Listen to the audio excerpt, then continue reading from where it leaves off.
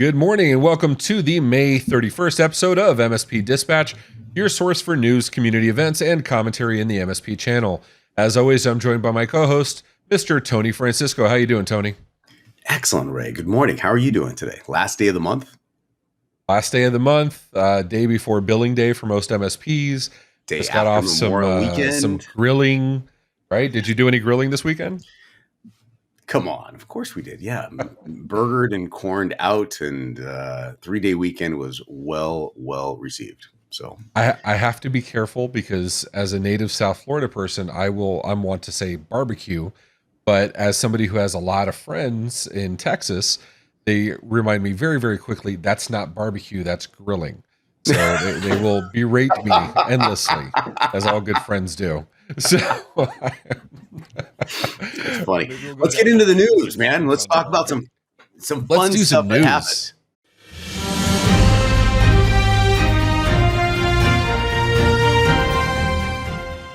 So in our first story, it's a holiday weekend, and holiday weekends, as usual, come with a 0 day. It's the gift that keeps on giving. So the MS Office RCE, it's CVE 2022-39010, is the Follina MSDT attack. Now, MSDT is the Microsoft Diagnostics tool. It's allowing execution of PowerShell code. And to discuss this, we've brought on security researcher Mr. John Hammond of Huntress Labs. How you doing, John? Hey, everyone. I'm doing well. Thanks so much for having me with you. Absolutely. So you guys started working on it this weekend. Can you give us a little background first on what this is, what we're looking at, and what you guys found this weekend? Well, hey, I will do my best. We have been sort of burning the midnight oil, working around the clock to try and fight this thing and stay with it. But as you mentioned, it is a kind of spooky, scary, hey, 1-click or potentially 0-click remote code execution attack vector and vulnerability, CVE 2022-30190, with Microsoft Office documents as sort of the vessel. So far, we've seen a Microsoft Word document truly be targeted, but it could theoretically be done with PowerPoint, Excel, and others. However, we haven't seen that just yet. It offers, hey, just access and the ability to run code as the user privileges and context that is invoking the Microsoft Office application. So that might be a low privilege, hey, Joe Schmo account, but the threat actor adversary still has an open door to be able to install persistence or move laterally throughout the network or escalate privileges. It's really whatever the adversary would like, being code execution.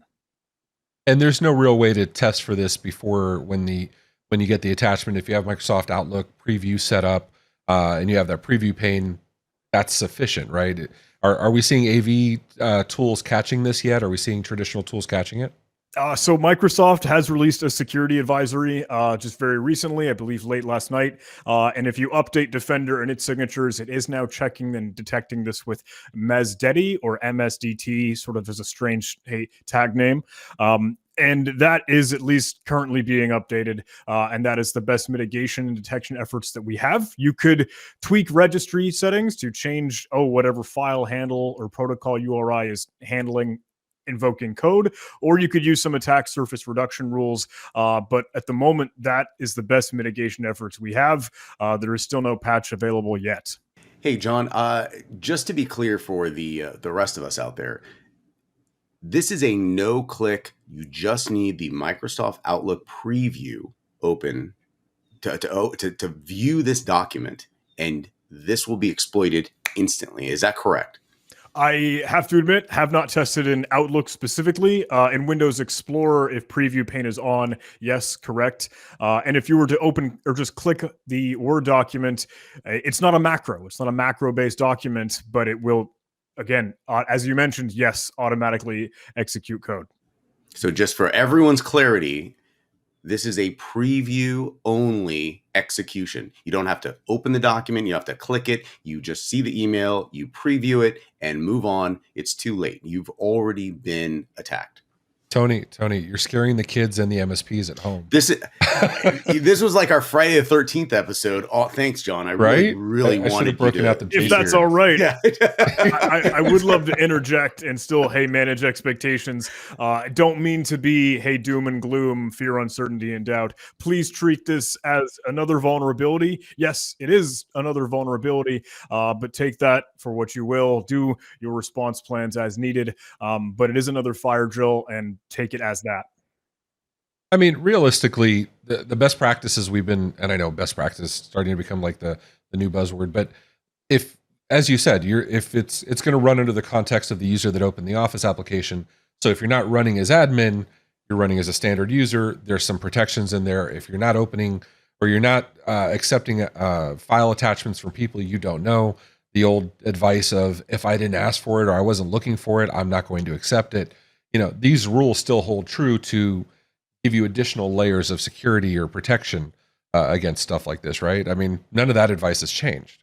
No, it honestly still boils down to, I know it sounds boring and basic, but yes, those, hey, pillars of cybersecurity hygiene, your defense in depth, your access controls and limits as needed. And as you mentioned, hey, this could be email-based delivery with spear phishing and social engineering. So user education, security training, I know we're beating a dead horse, but it is paramount. And I wanted to bring up this article because, as always, I mean, this is at this point it's just expected response from you guys. For those of you that don't know, this is not just tied down to people that use Huntress. They post this on Reddit and on our MSP every single time something happens. There's an ongoing blog with the information that they come up with how they whatever information they find that they can responsibly disclose. And it's kind of a step-by-step play-by-play of what to expect. So for those of us that love the deep dive nerd stuff, it's in there. And at the very top, if you don't like all that, if you just want the TLDR, it's at the very top paragraph too. So it tells you exactly what to expect. John, I really appreciate when you guys do stuff like this. How long do you guys normally, I know Log4j, it seemed to like never stop, but how long do you guys keep running with this stuff, updating that same blog post normally? Well, truthfully, it tends to vary on, hey, what this threat is. I know we are now getting into the work week officially with, hey, our holiday Monday off. But again, we're still waiting on a patch. So this might draw out until maybe this week. I don't know more. Time will tell. Sounds good. And for those that want the quick and easy patchwork fix, Cyberdrain, our good friend Kelvin Tehelar, over at Cyberdrain did post a quick script. We'll include the links in the show notes below. It's just a quick registry edit. Words are hard today. It's a quick registry entry that you'll make an environment variable, and then it's a quick toggle on and off. Not that big of a deal. Or you can, the traditional way, delete the registry entry and then restore it once you've updated Defender. But like John said, Defender has the patches already, so it's good to go ahead and apply those as soon as possible. Those that want to get in contact with John, will include John's contact in the links below. Follow him on Twitter, follow his YouTube channel, follow him at Huntress. Always a source of great information and sometimes Minecraft videos when warranted. We'll see how much this turns into its own Log4j. But thanks so much, everyone. Right. I'll get back in the trenches. Sounds good. Thank you, man.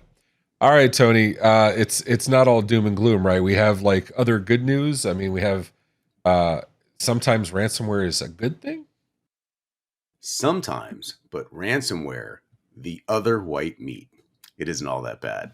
In an article posted in channeldailynews.com, a recent report from TELUS on the state of ransomware in Canada contains this quote: "Ransomware has evolved in sophistication at a dizzying pace. Ransomware malware is becoming more advanced, distribution is becoming more targeted, and tactics are continually evolving to extort the greatest ransom from victims. And just when you think you've seen it all, there's something out there called goodwill ransomware. And it has 3 acts that it demands. First, doing something for the homeless, donating clothes and bringing them blankets.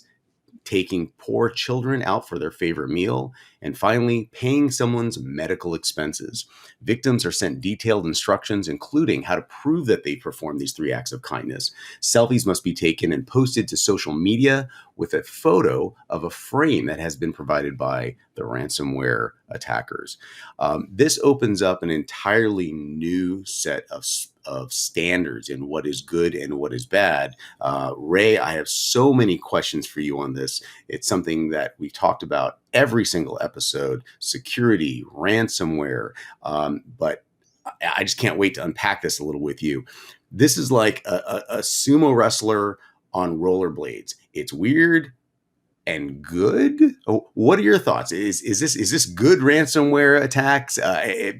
Help me understand this. Help everyone understand this. To follow your analogy of a sumo wrestler on rollerblades, I hate to see it, but I'd love to watch it happen. It's just one of those things where, it's kind of killing me, because like, I'm just waiting for now realize the beautiful mixture of things that has to happen. This perfect storm of things where you have to be infected with ransomware.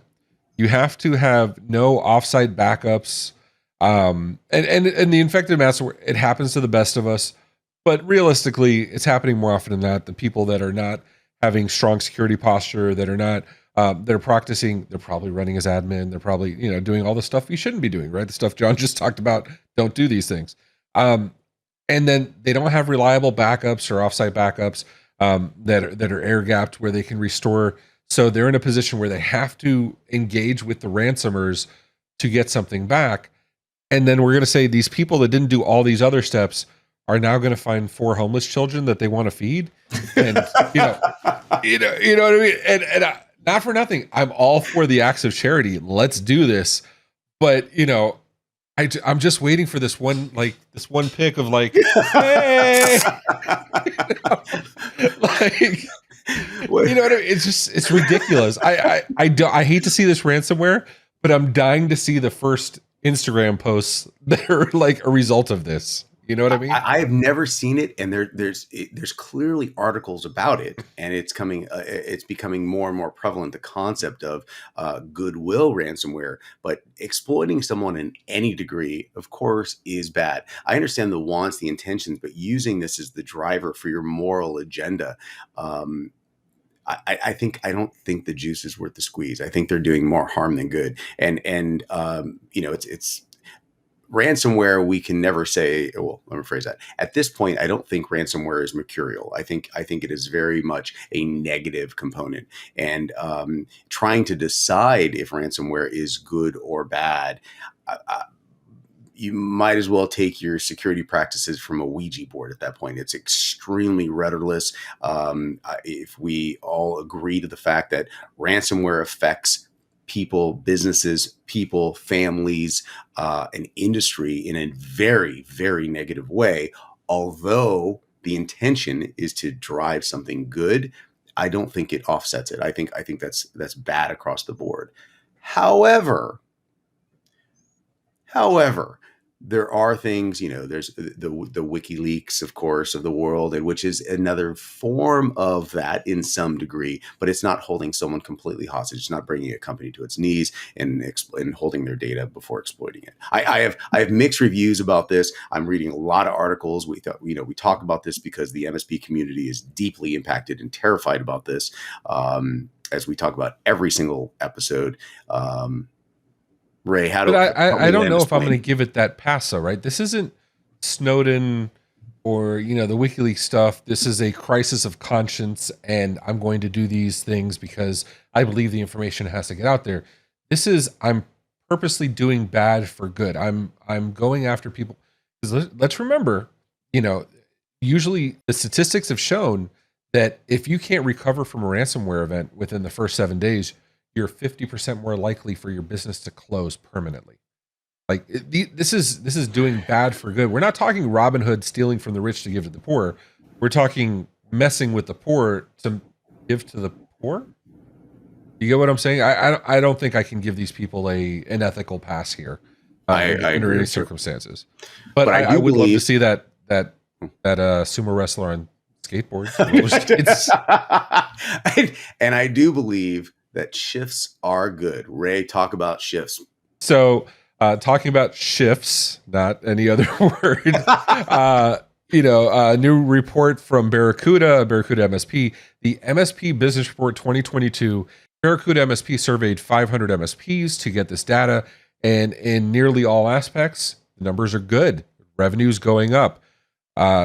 Expected overall annual revenues going from 8.93 million in 2021 up to 12.12 million on average in 2022.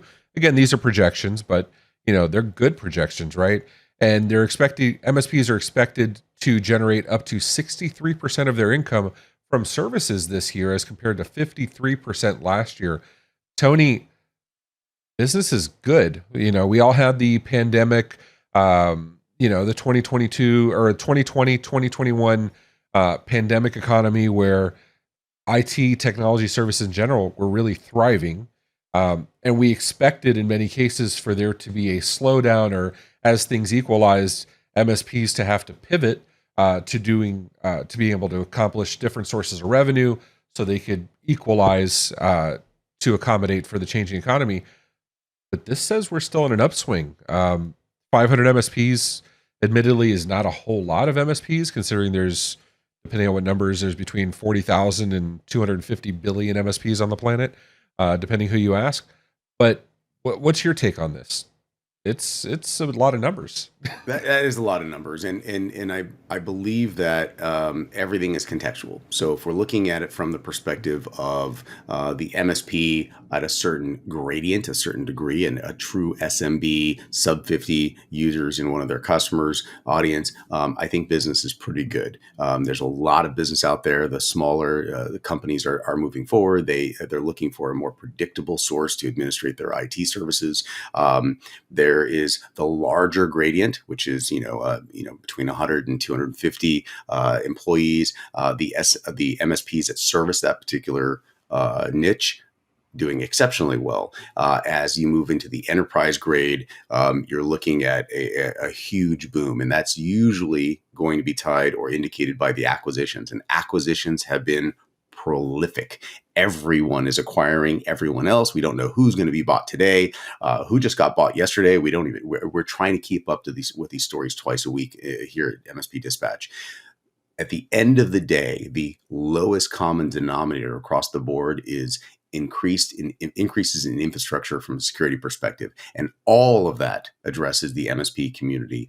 Every single customer is concerned about it in some degree. So I think that is going to impact business organically through osmosis alone, through hearing about the ransomware attacks. What can we do? Those inquiries that gets the MSP in their foot in the door at a customer that maybe wasn't really approachable before.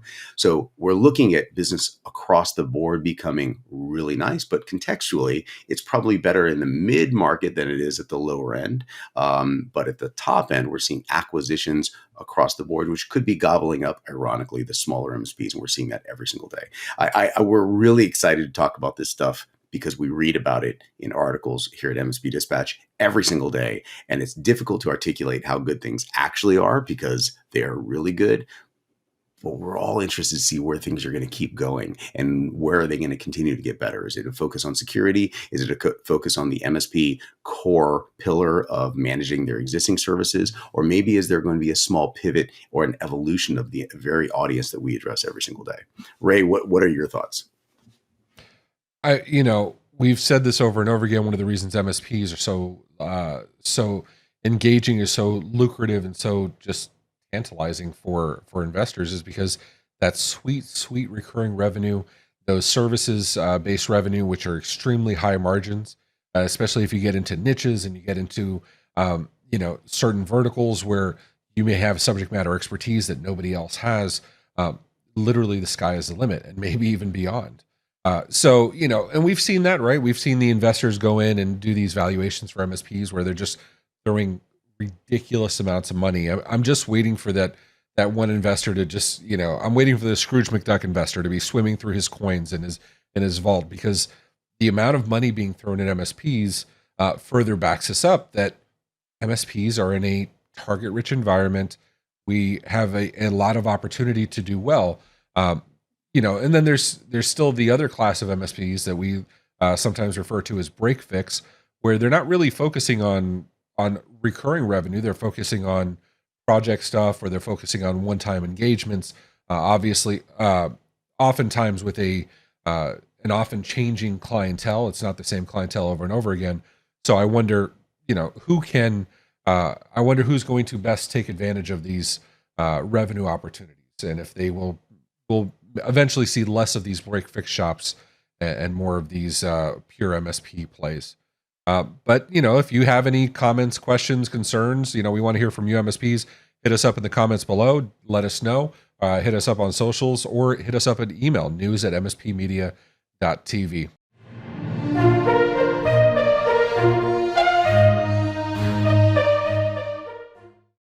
I wanted to make a minor correction to our story about Barracuda extending SOC services last week. This was in conjunction with their acquisition of Scout, leveraging the Scout services to offer SOC services paired with their email security. Originally, I had mentioned that Scout was channel only. Upon further investigation, I found that not to be true. Scout did offer services to mid-market organizations prior to the acquisition by Barracuda. So we want to make sure you have all the information as accurate as possible at every moment. In notable mentions, Tech Republic wrote an article about burnout technology emerging to help flag employees at risk. People analytics firm Visier is creating solutions to identify, based on meetings, based on other elements, identify employees who are at risk of experiencing burnout. And we'll include the link in the show notes below so you can read further on it. Additionally, Microsoft Outlook, the Find Time add-in, is moving to a native feature called meeting polls. The Outlook Find Time add-in allowed you to propose multiple times, and collaborators internally and externally would click on those times to select which ones they were available. Now it is going to become a native feature, no longer requiring the additional add-in structure. An additional follow-up story, Broadcom VMware Fallout. We've talked about this story a couple times here at MSP Dispatch. The general feeling is that now that a big fish has swallowed another big fish, you now have a whale. And what's going to happen with that whale? Is there going to be a market changing shift that they're going to be leading directly? There has been rumors that there is going to be aggressive changes to subscription models in the VMware offering, and that will start immediately. We're waiting to hear all the fresh stories, as then they will be relayed here on MSP Dispatch. We'll get to you as soon as we know more. In an additional follow-up story, the DuckDuckGo reputation has taken a substantial hit due to the secretive Microsoft agreement on the back end that has allowed them to disclose information about the browsing experiences from their users. When information anonymity has been a critical component of the DuckDuckGo browser, that has been a direct conflict with their security posture. More information will come up on that. We have reported about that earlier on MSP Dispatch, and we're interested to see what the next steps are. At this point, the marketing message, the canned message, has been the same from the DuckDuckGo website. We're still waiting for the next release from their PR team. Ray, that was a lot of good news. Let's talk about the upcoming community events.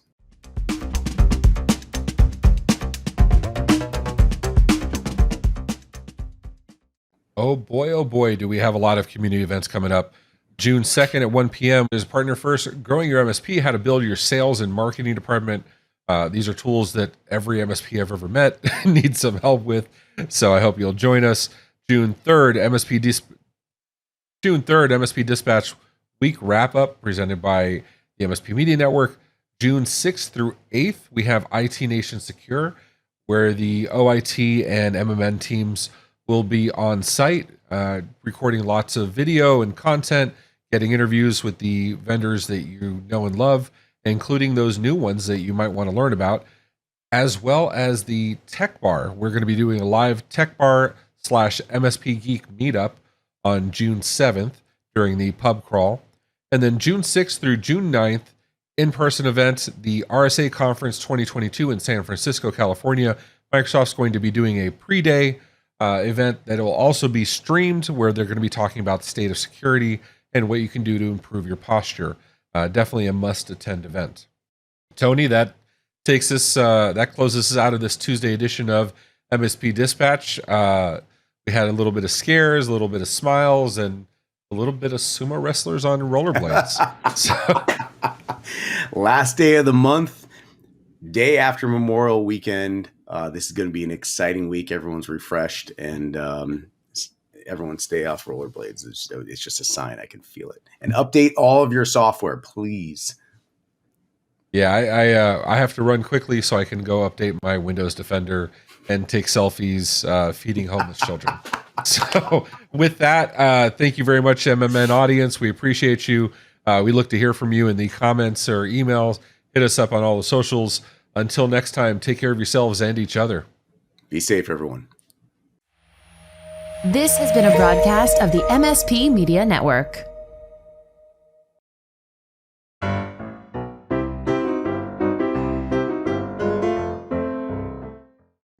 Notable mentions: Burnout technology is emerging to help flag employees at risk.